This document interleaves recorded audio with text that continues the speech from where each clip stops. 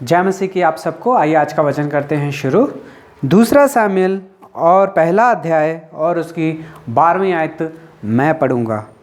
और वह शाऊल और उसके पुत्र योनातान और यहोवा की प्रजा इज़राइल के घराने के लिए छाती पीटने और रोने लगे और सांझ तक कुछ ना खाया, इस कारण कि वे तलवार से मारे गए थे।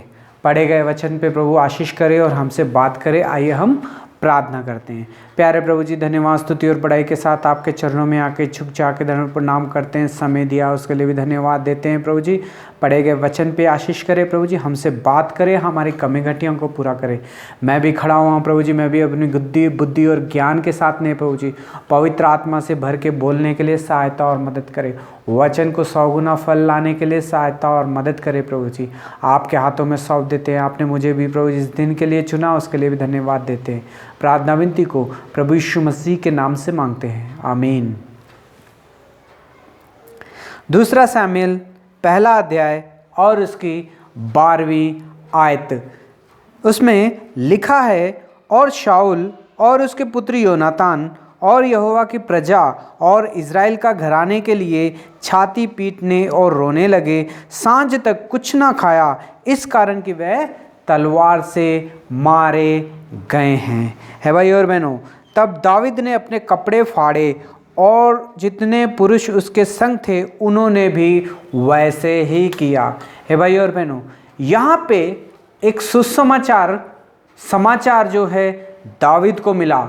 दाऊद जो था शाऊल से बचने के लिए वो अपने देश यानी कि इज़राइलियों के देश को छोड़ के फलस्तीनियों के देश में चले गया था, वहाँ पे रहने के लिए। है भाई और बहनों, और उन्हीं के साथ वो युद्ध भी करना चाहता था, लेकिन वो लोग इज़राइलियों के साथ युद्ध के लिए तैयारी कर रहे थे, लेकिन परमेश्वर ने उस युद्ध में शामिल दाऊद को होने नहीं दिया और दाऊद का जो ध्यान था कहीं और लगा दिया।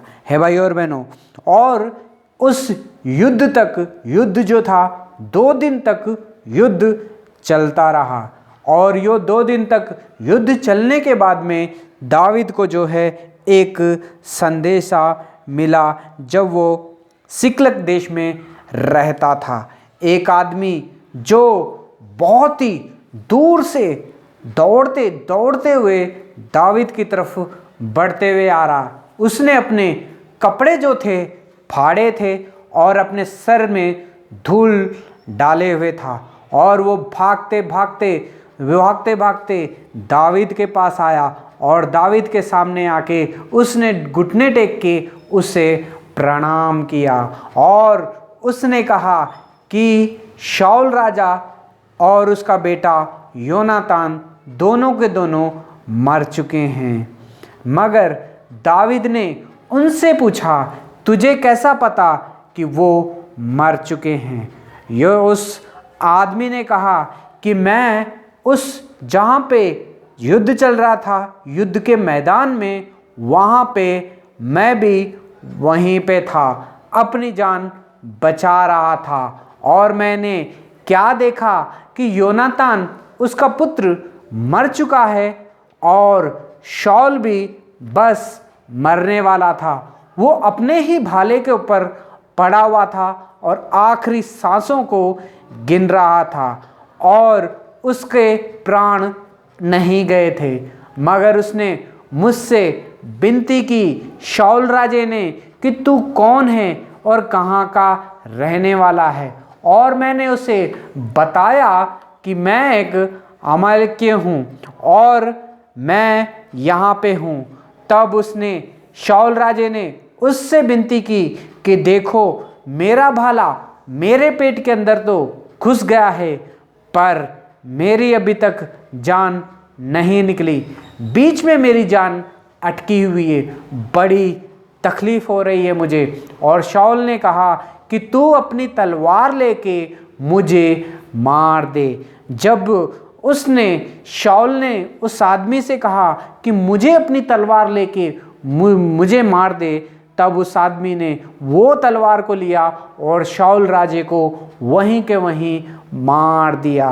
और मारने के बाद में उसके जो सर का मुकुट था वो लेके आया, और उसके हाथ का जो कंगन जो राजा लोग पहनते हैं वो भी वो लेके आया दावीद के पास। और वो तुरंत दावीद की तरफ भागते हुए, दौड़ते हुए, रोते हुए, कपड़े फाड़े हुए और सर के ऊपर धूल डाले हुए दौड़ते दौड़ते दावीद के पास आया और दावीद से कह रहा है आके, प्रणाम दावीद, शाऊल मर चुका है और ना ही अभी कोई बचा है। हे भाई और बहनों, जब ये समाचार दावीद को मिला और दावीद भी बिल्कुल वो भी बच्चों की तरह रोया। वचन में लिखा हुआ है कि तब दावीद ने अपने कपड़े फाड़े और जितने पुरुष उसके संग थे उन्होंने भी कपड़े फाड़े। हे भाई और बहनों, योनातान का और शाऊल का जब सुसमाचार मिला दावीद को कि शाऊल राजा और योनातान दोनों के दोनों मर चुके हैं, तो शाऊल और योनातान दोनों के दोनों मर गए हैं। मगर दावीद को जब ये सुसमाचार मिला, दावीद जो है अपने कपड़े फाड़ के रोने लगा बच्चों की तरह। है भाई और बहनों, कि आज परमेश्वर हम सबसे एक सवाल पूछ रहा है, क्या जब किसी का दुश्मन मर जाता है तो क्या लोग जश्न मनाते हैं या उसके लिए रोते हैं, विलाप करते हैं? है भाई और बहनों, हमने देखा होगा छोटे छोटे बच्चों को जब उन्हें कोई चीज़ मिलती नहीं है मांगने के बाद में, तो वो लोग भी ऐसे ही मट्टी में गिर के रोते हैं, सर के ऊपर मट्टी डाल देते हैं कि हमें ये चीज़ चाहिए ही चाहिए, हमें ये चीज़ ज़रूर चाहिए। और ऐसा रो रो के अपने माता पिता को वो लोग मना लेते हैं। है भाई और बहनों, ये तो चलो ठीक है कि एक बच्चा रो रहा है, अपने सर के ऊपर धूल डाल रहा है और अपने कपड़े उसने फाड़ दिए, ये तो एक बच्चे का स्वभाव है।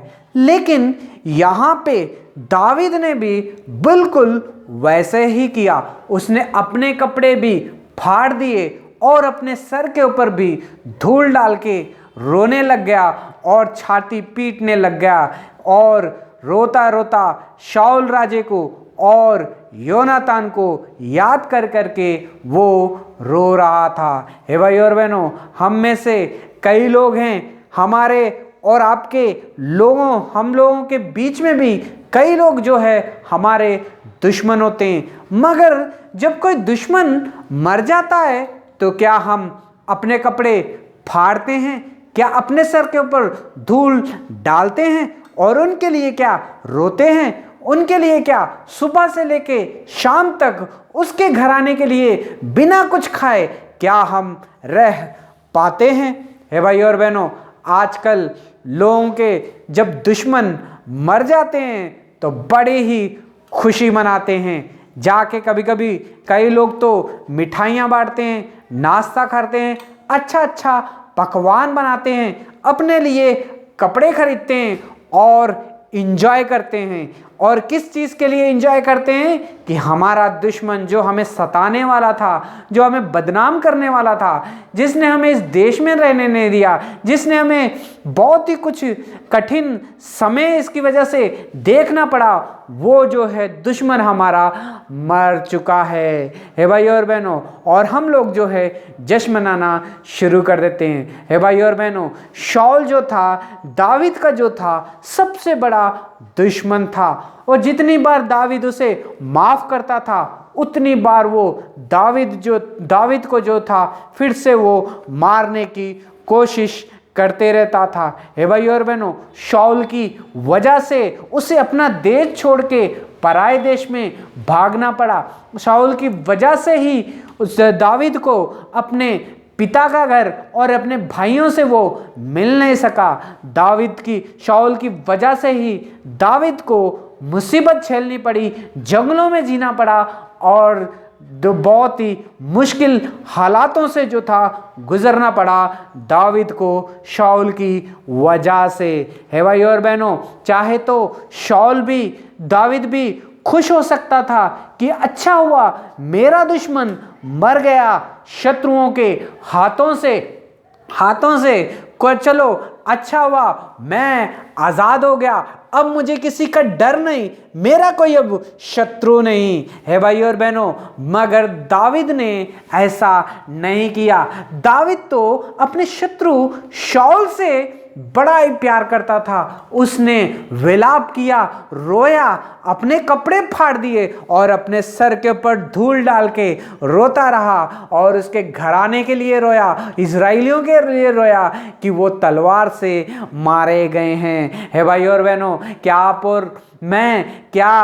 और मैं ऐसा कर पाते हैं कि नहीं? है भाई और बहनों, दाविद के अंदर जो थी पवित्र आत्मा थी, परमेश्वर की आत्मा थी, परमेश्वर का चुना हुआ था। वो परमेश्वर के डर और भय में जीता था। उसे पता था कि परमेश्वर जो मेरा पलटा जरूर लेगा, मुझे उससे पलटा लेने की ज़रूरत नहीं है। भाई और बहनों, आज परमेश्वर इस वचन के द्वारा हमसे बात कर रहा है। आपके और मेरे जब शत्रु मर जाते हैं तो हम क्या करते हैं? हम जश्न मना रहे हैं या उसके लिए विलाप कर रहे हैं कि अब उसके पीछे अब कोई नहीं बचा? है भाई और बहनों, आपके शत्रु मर जाने से आपका रास्ता जो है साफ हो जाएगा।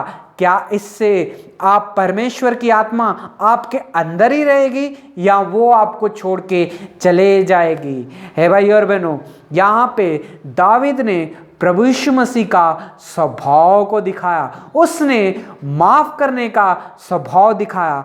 दाविद ने दिखाया कि मेरे अंदर जो उसके ऊपर कोई गुस्सा नहीं था, उसने मेरा कितना भी क्यों ना नुकसान किया हो, उसकी वजह से मैं बर्बाद भी क्यों ना किया गया हो, मगर फिर भी मैं उसके ऊपर गुस्सा नहीं होऊंगा। मैं उसकी मृत्यु के ऊपर जश्न नहीं मनाऊंगा। अफसोस करूंगा कि इजराइलियों में से एक राजा जिसे परमेश्वर ने चुना था और वो मर चुका है।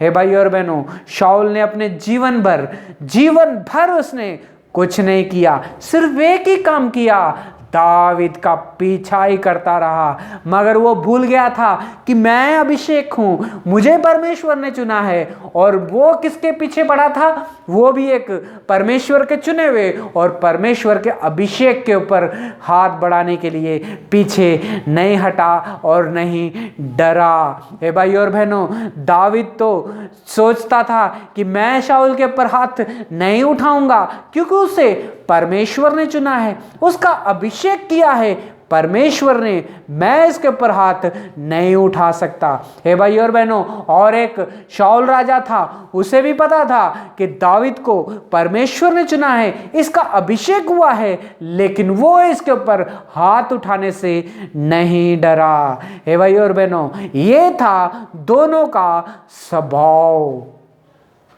है भाई और बहनों, दाविद ने तो आशीष पाई परमेश्वर से, उसने अपने शत्रु को माफ किया, उसके लिए विलाप किया। है भाई और बहनों, परमेश्वर का चुना हुआ था, परमेश्वर का अभिषेक था, इसलिए उसने परमेश्वर के ऊपर सौंप दिया कि मेरा पलटा जो है सिर्फ और सिर्फ परमेश्वर ही लेगा। लेकिन शाऊल ने उसे माफ नहीं किया, शाऊल ने उसका पीछा किया, उसे मारने की कोशिश की, जो कि परमेश्वर का चुना हुआ था और परमेश्वर का अभिषेक किया हुआ था। हे भाई और बहनों, अगर हम परमेश्वर के चुने हुए लोगों का, अगर अभिषेक लोगों का अगर हम पीछा करेंगे, मारने की कोशिश करेंगे, तो भाई और बहनों, हमारे जीवन में भी एक बार शाऊल को याद करके देखना कि शाऊल के साथ क्या हुआ था। हे भाई और बहनों, पलस्तियों ने आके शाऊल को और उसके बेटे को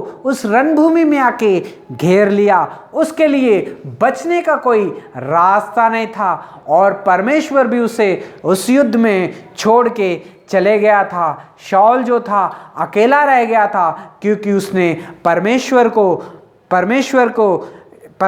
के चुने हुए के ऊपर हाथ उठाने की कोशिश की, उससे मारने की कोशिश की, गलतियों के ऊपर गलती करता गया, लेकिन कभी भी पश्चाताप नहीं किया और ना ही परमेश्वर के सामने आया माफ़ी मांगने के लिए। इसलिए परमेश्वर ने उसे भी उस युद्ध में अकेला ही छोड़ दिया। हे भाई और बहनों, योनातान मारा गया दाविद शाऊल राजा के सामने, और उसके और 2 बच्चे वो भी मारे गए शाऊल राजा के सामने।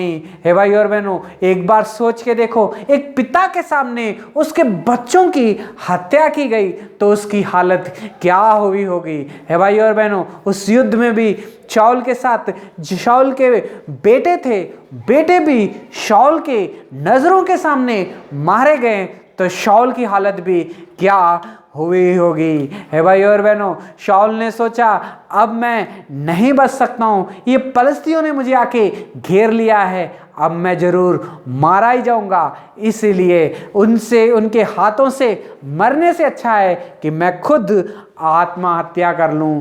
हे भाई और बहनों, शाऊल ने क्या किया?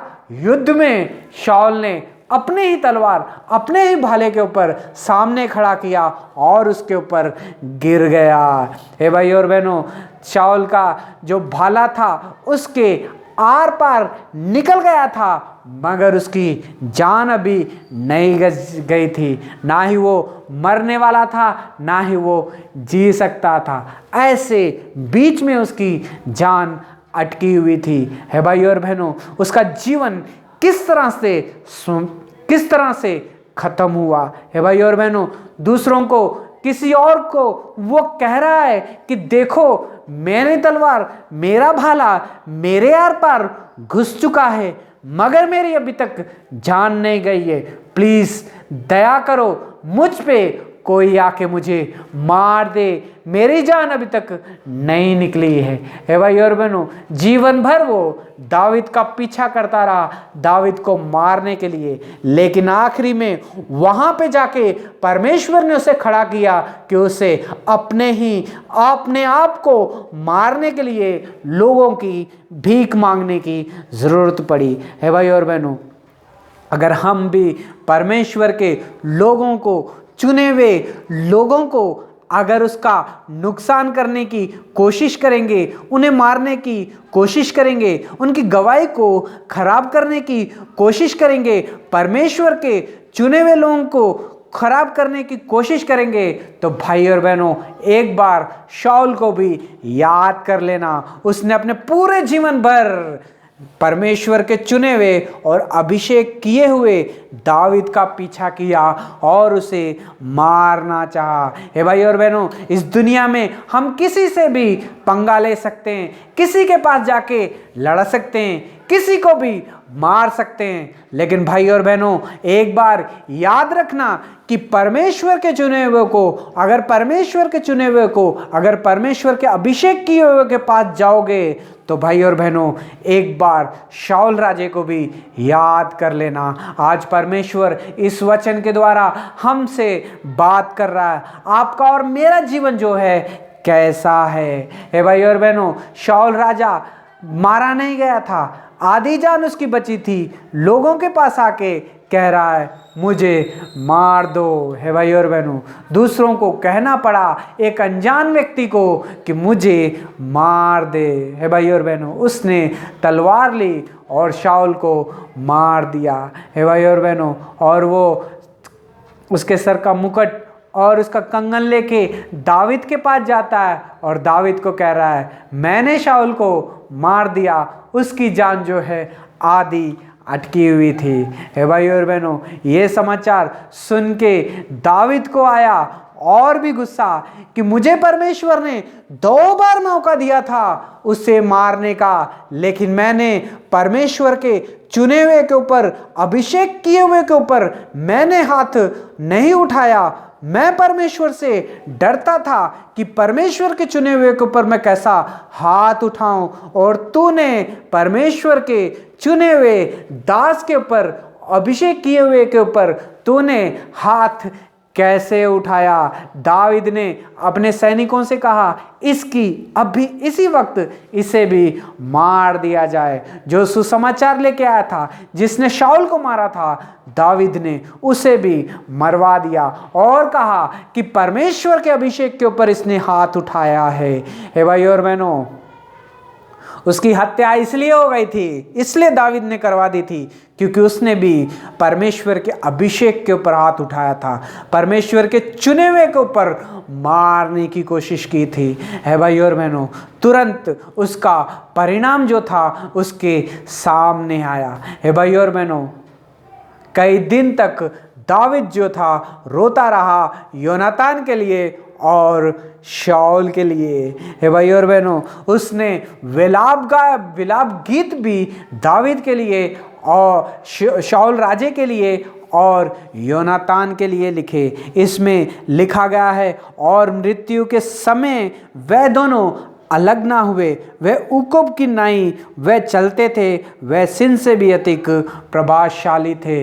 है भाई और बहनों, वो ऊकोब की नाई जो थे इतने तेज थे और वो शेर और भालू से भी कई तेज शूरवीर थे। इतने बड़े शूरवीर की हत्या हो गई, इतने बड़ा शूरवीर जो था अपने हाथों से मारा गया। क्यों ऐसा हुआ?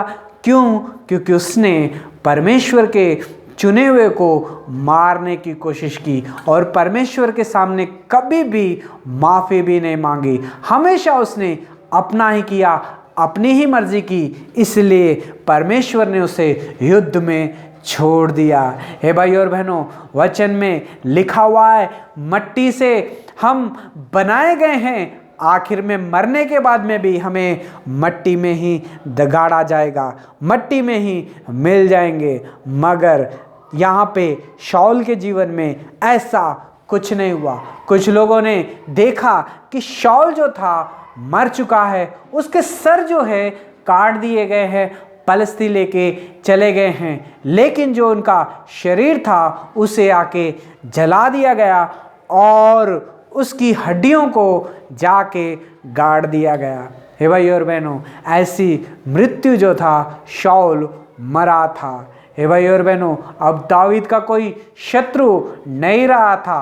दावीद जो था पूरा आज़ाद हो चुका था, वो कहीं भी आ जा सकता था। उसके लिए उसको तो खुशी मनानी चाहिए थी दावीद को कि मेरा शत्रु मर चुका है, लेकिन उसने शाऊल के लिए और योनातान के लिए, दोनों के लिए विलाप किया और उनके लिए रोता रहा और दिन भर कुछ नहीं खाया। और इज़राइल के राजा अब नहीं रहा करके वो उसके लिए विलाप करता ही रहा।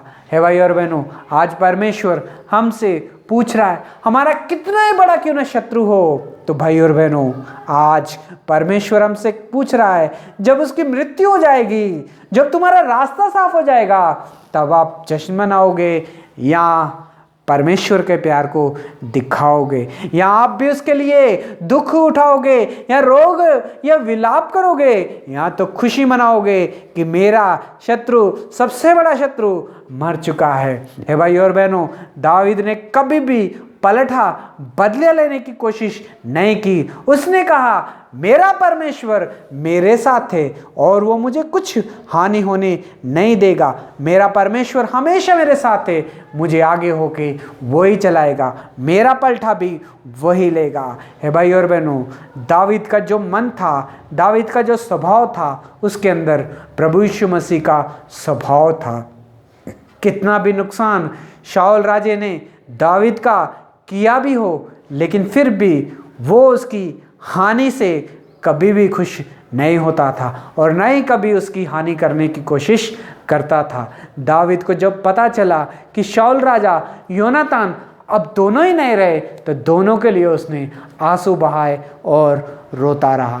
हे भाई और बहनों, यहाँ पे योनातान के बारे में कह रहा है मेरे भाई योनातान, मैं तेरे कारण दुखी हूँ, क्योंकि योनातान ने बहुत बार दावीद की मदद की थी। उसका पिता उसे मारने की कोशिश करता था, मगर योनातान हमेशा उसे बचाता था। यहाँ पे योनातान के बारे में दाविद कह रहा है कि दाविद, योनातान का जो प्यार था वो दाविद के ऊपर इतना था कि वो एक स्त्री भी एक पुरुष को जितना प्यार करती है उससे भी कहीं अधिक जो था योनातान का प्यार दाविद के ऊपर था। तूने मुझसे स्त्री के जैसा प्यार किया। दाविद ये वचन अपने मुंह से कह के लिख रहा है।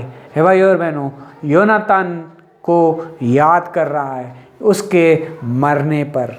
हे भाई और बहनों, आप और मैं कैसे हैं? आपका और मेरा जीवन कैसा है? आपका और मेरा अंत कैसा होगा? अगर हम परमेश्वर की इच्छा के ऊपर नहीं चलेंगे, अपनी मनमानी करेंगे, हमेशा परमेश्वर के लोगों को, परमेश्वर के चुने हुओं का नुकसान करने की कोशिश करेंगे, तो भाई और बहनों, आज शाऊल राजे की मृत्यु को याद रखना। परमेश्वर इस वचन से हमसे बात कर रहा है। अगर हम परमेश्वर की इच्छा के अनुसार चलेंगे, दुश्मनों को माफ करेंगे और उनके लिए विलाप करेंगे, तो भाई और बहनों, एक बार दाविद को भी याद रखना कि परमेश्वर उसके साथ था, परमेश्वर ने उसे आशीष दी थी, परमेश्वर ने उसे चुना था। हे भाई और बहनों, अगर आप भी चाहते हैं कि मुझे भी परमेश्वर चुने, मुझे भी परमेश्वर ऊपर उठाए, तो भाई और बहनों, आपको भी शत्रुओं को माफ करना होगा, शत्रुओं से प्यार करना होगा। पलटा लेने का काम जो है वो तो परमेश्वर का है। परमेश्वर के हाथों में सब कुछ आपको सौंपना होगा, जैसे कि दाविद ने किया। हे भाई और बहनों, हम में से बहुत लोग ऐसे लोग हैं, जब हमारा दुश्मन, जब हमारा शत्रु मर जाता है या उसका कुछ नुकसान होता है तो हम में बड़ी खुशी, बड़ी आनंद होता है। लेकिन दाविद ऐसा नहीं था। दाविद शाऊल की मृत्यु के ऊपर भी रोया, पछताया और अपने कपड़े फाड़े, अपने सर के ऊपर धूल मिट्टी डाल के बच्चों के जैसा रोया कि परमेश्वर के चुने हुआ और परमेश्वर का अभिषेक किए हुए की मृत्यु हो गई। आप और मैं कैसे हैं? आपका और मेरा जीवन जो है कैसा है? परमेश्वर इस वचन से हम सबको आशीष दे। परमेश्वर इस वचन से हम सबको दाविद के जैसा स्वभाव दे। परमेश्वर इस वचन से हम सबको शत्रुओं से भी प्यार करके उन्हें माफ़ करने का स्वभाव दे। God bless you all.